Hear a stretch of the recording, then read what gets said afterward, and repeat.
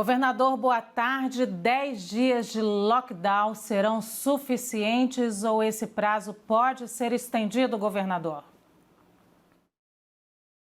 Nós acreditamos que com esse período nós conseguiremos garantir o principal, que é a adequação entre o crescimento da oferta hospitalar, que está sendo assegurada, em relação à superdemanda, que lamentavelmente estamos acompanhando nas últimas semanas em nível nacional e também no nosso estado, notadamente na região metropolitana de São Luís.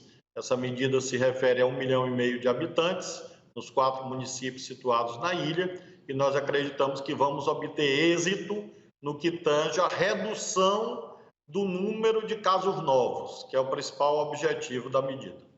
Governador, aqui é Cássio Zeyman falando. A Polícia Militar está fazendo pontos de bloqueio diferentes, né? Pontos da ilha de São Luís. Gostaria de saber que muitos carros e também pessoas que estão circulando estão sendo abordadas. E só para transitar, né? Quem pode transitar só que tiver uma declaração. Gostaria de saber do senhor que declaração é essa, como se adquire e caso descumpra essa determinação, o que acontece com as pessoas e também com os motoristas? Nós temos níveis diferentes de medidas preventivas. Nós não fizemos o confinamento total, a desativação de todas as atividades sociais. Nós fizemos uma medida perto do máximo possível. E por essa razão, preservamos as atividades inadiáveis ao atendimento à vida, saúde e segurança da população, assim como também alguns setores econômicos que têm esta nota, esta marca da essencialidade. A declaração se baseia na fidúcia, na confiança, na boa-fé. Então, é uma declaração afirmada pelas empresas, pelos empregadores, no caso. Ela é inspecionada nessas barreiras, tanto estaduais quanto municipais. Elas são fotografadas e há um sistema de checagem, de aferição, por amostragem. Nós já alcançamos muito êxito na manhã de hoje, a avaliação é altamente positiva. Nós temos ferramentas de monitoramento.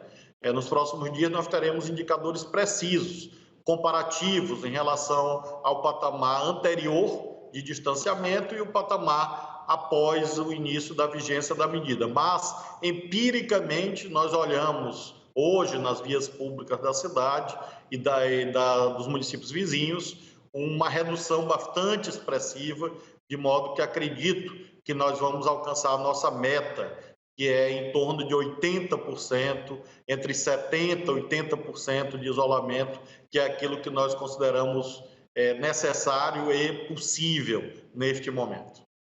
Governador, é Kenzo daqui de Brasília. Eu gostaria de fazer um questionamento em relação a essa ajuda a estados e municípios que está sendo aprovada agora no Congresso Nacional, que o estado do Maranhão é o estado que deve receber o menor valor pela população, pela quantidade de população. Se não me engano, R$ 224 por pessoa.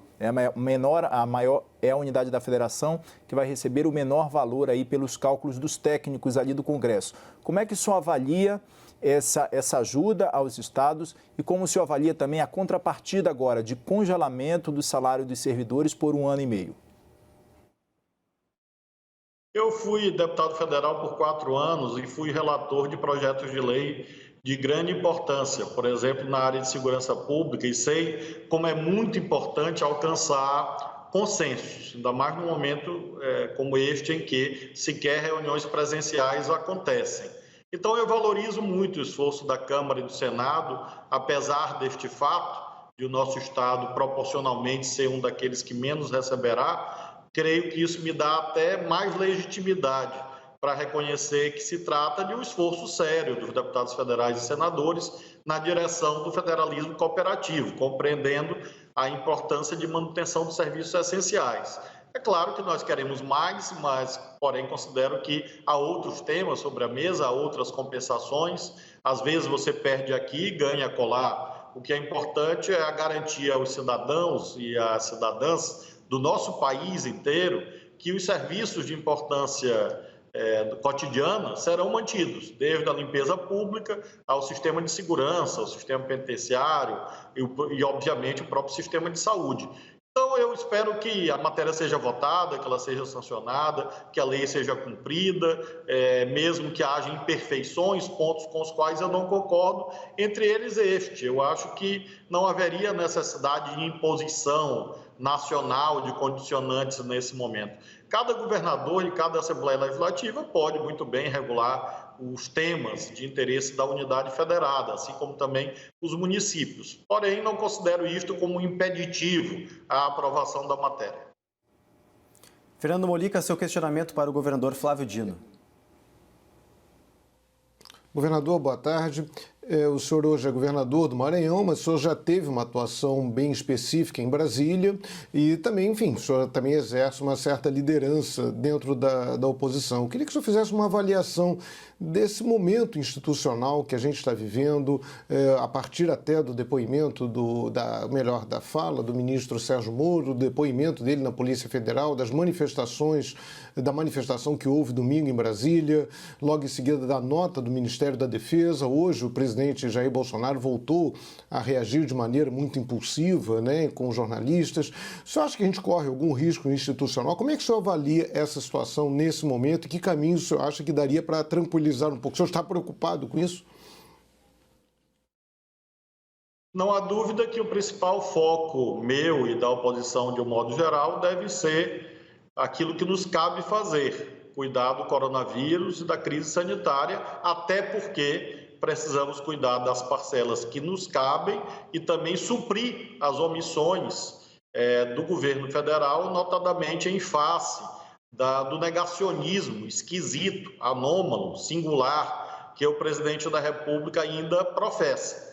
Então, nós precisamos fazer mais ainda, às vezes até contra o governo federal, que continua na prática, me refiro do presidente da República, atuando como se não houvesse nenhuma crise sanitária no Brasil. Nós vimos esta desorganização profunda nas filas da Caixa Econômica, quando do pagamento da renda básica. Então, nós temos um foco principal na questão sanitária.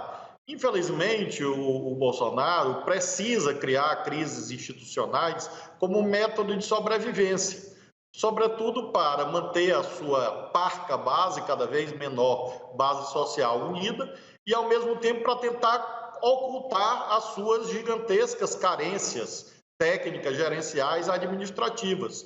É um presidente que não governa, é um governo cujo chefe não atua para que a sua equipe dê conta dos problemas nacionais.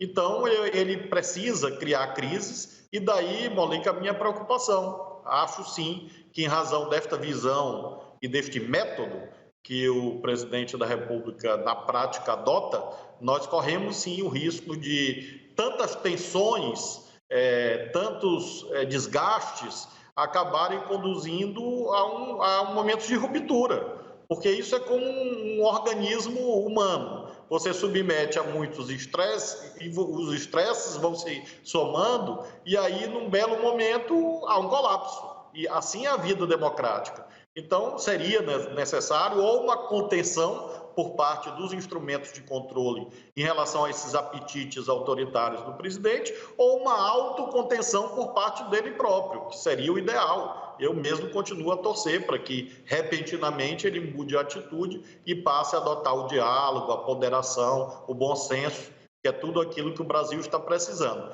Só haverá um desenlace institucional após a crise do coronavírus. Aí que nós teremos condições de tratar acerca de quais serão eventuais caminhos de superação desse quadro.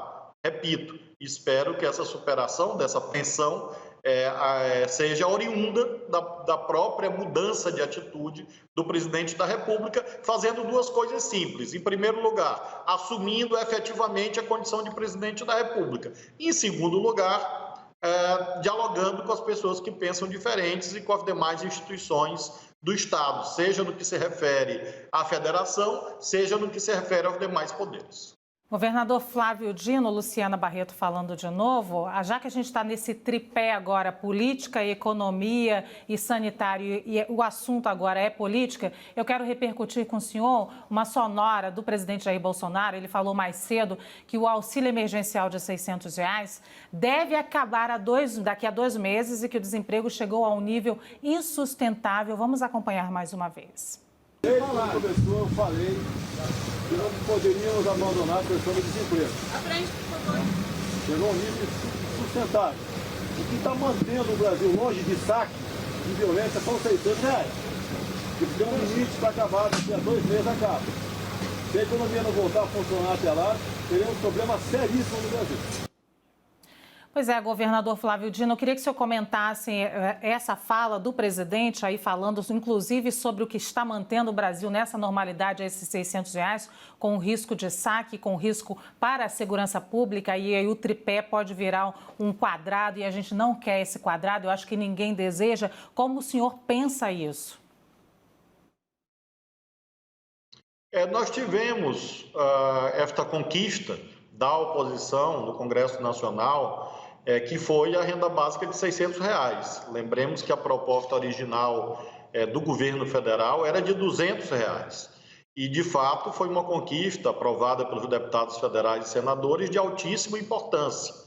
Agora, em termos constitucionais, institucionais, quem conduz a política macroeconômica no Brasil é o governo federal. É ele que emite moeda, faz endividamento, detém os bancos federais, os fundos federais e, portanto, dispõe dos instrumentos, e isto vale para o mundo inteiro, para que, mediante estímulos, aí me refiro a crédito de um lado, investimentos públicos de outro, a economia volte a funcionar. É desleal atribuir isso a governadores e prefeitos. Na verdade, a economia não está parada por decretos de governadores ou de prefeitos. A economia parou em razão da crise sanitária. Basta usar um exemplo. A aviação tem hoje uma crise muito profunda e não há nenhum decreto de governador impedindo aviões de voar. Eles não estão voando porque não tem demanda. Ou seja, o problema em nível global não são decretos de governadores, e sim a crise econômica derivada da crise sanitária. Não há dúvida que não há contradição entre cuidar de empresas e empregos e cuidar da saúde. Nós precisamos compatibilizar isto. Nós estamos fazendo isso na prática, com os limites que os governos estaduais têm. Estamos aguardando que, neste momento, inclusive, o governo federal apresente um plano concreto de retomada de investimentos públicos, e nós estamos prontos a ajudar naquilo que nos couber, naquilo que couber a governadores e prefeitos. A iniciativa deve ser do governo federal. Houve um esboço de um planejamento apresentado por um desses generais, não lembro bem ao certo qual deles, que parece que não houve muito acatamento da equipe econômica. Acho que cabe ao presidente da República fazer convergir a toda a sua equipe, os militares, o ministro Paulo Guedes, num só plano de investimentos públicos, de créditos efetivos para as empresas, para que com isso nós tenhamos a rápida retomada da economia. É tudo aquilo que nós desejamos. Governador, o estado do Maranhão foi o primeiro estado a decretar, o lockdown, esse fechamento total aqui no país. Gostaria de saber se o atual ministro da Saúde, Nelson Teich, trocou algum tipo de comunicação, algum diálogo com o senhor para saber mais informações sobre esse decreto, e se algum governador de outro estado ou se algum prefeito também buscou mais informações, já que muitos estão cogitando essa medida mais rígida. Governadores de outros estados, sim. Inclusive, vários me consultaram hoje sobre como está sendo na prática. Realmente é uma experiência nova, desafiadora. No governo federal, não, embora nós mantenhamos um ótimo diálogo com o Ministério da Saúde, desde na gestão anterior do ministro Mandetta, quanto agora com o ministro Teich. Agora à tarde mesmo está havendo uma reunião do ministro com os secretários estaduais de saúde, e nosso secretário irá participar. Eu mesmo participei de reunião com ele na semana passada. Nós torcemos que ele tenha as condições institucionais e financeiras e a liderança geral do governo para poder melhorar o fornecimento de insumos, equipamentos. Acho que é o grande gargalo hoje, a questão do abastecimento de respiradores, de equipamentos. Realmente é um gigantesco desafio que o Ministério da Saúde tem que dar conta. E, ao mesmo tempo, ele se comprometeu com a apresentação de um modelo normativo que ajude estados e municípios ao arbitramento dos diferentes níveis de prevenção, desde o nível 0, nos casos em que não há coronavírus. Existem muitas unidades federadas, inclusive no Maranhão, que não tem nenhum caso de coronavírus, graças a Deus, até as situações mais graves. Nós temos redes já colapsadas em vários pontos do país. Então, seria também uma grande ajuda do Ministério da Saúde, com o corpo técnico que ele possui, formular essas ideias para que estados e municípios possam aplicar de acordo com cada realidade concreta. Só para complementar a resposta, quais governadores procuraram o senhor? Há coisas que ficaria um pouco constrangedor para mim, me perdoa, porque foram consultas bilaterais e eu posso criar algum tipo de constrangimento a colegas que estão ainda estudando, ainda pensando, mas te afirmo que foram 4 governadores. Quero aproveitar essa resposta e essa pergunta do Cássio, porque eu tinha uma pergunta justamente para falar sobre a vizinhança. Minha mãe me ensinou que não se fala do vizinho, mas a gente não vai falar o nome do vizinho. O que o senhor faz de meia-culpa? Onde o senhor acha que errou e onde o senhor está contribuindo com outras pessoas? A gente tem um vizinho no norte que está vivendo um momento muito difícil de colapso no sistema de saúde. Qual é a situação real do Maranhão agora e o que o senhor acha que errou e poderia ter feito melhor? Nós estamos fazendo o máximo que é possível para que a oferta cresça. Quando nós começamos esse processo, nós tínhamos 232 leitos hospitalares, hoje temos 761 na rede estadual dedicados ao coronavírus. No final dessa semana serão 910. Então, realmente, nós estamos fazendo o possível. Há fatores imponderáveis, mesmo na dinâmica da doença e em relação a capacidade de abastecimento de equipamentos e contratação de profissionais. Às vezes há uma questão política daqui, da colar, nós temos essas visões que não se baseiam em fatos, e os fatos indicam o seguinte: o nosso Estado ocupa uma posição de meio termo. Nós nem estamos nas situações mais confortáveis do país, porque de fato há estados que têm menos incidência, é algo ainda a ser explicado pela ciência, e talvez tenha ocorrido uma maior adesão no distanciamento social, e temos estados que já estão colapsados. O nosso lockdown é profilático, ou seja, um lockdown que visa evitar o colapso, visa evitar o caos. O resto é luta política, luta ideológica, às vezes acontece, às vezes há também pessoas com febre de protagonismo, querendo fazer críticas sobre realidades que não conhecem, e eu realmente não presto atenção nisso, porque o meu foco é a saúde e a vida da população do meu estado. Tanto que eu não me refiro em termos críticos a nenhum colega governador, porque acho que todos estão ao seu modo tentando fazer o máximo. E eu respeito a todos e depois, claro, a comunidade científica, a imprensa, os jornalistas têm todo o direito de analisar e de criticar o que considerem errado. Nesse momento é fazer o máximo e nós no Maranhão estamos fazendo o máximo. E, graças a Deus, temos uma letalidade mais baixa do que a média brasileira e temos ainda capacidade de oferta hospitalar, tanto nas demais regiões quanto na ilha de São Luís, e estamos lutando para continuar assim, com o nosso sistema hospitalar funcionando. Não estamos em condições ideais, claro que não, mas estamos funcionando. Muito obrigada, governador Flávio Dino do Maranhão, por reservar um pedacinho da sua tarde e esclarecer aqui como está a situação do Maranhão aqui para os telespectadores da CNN Brasil. Grande prazer.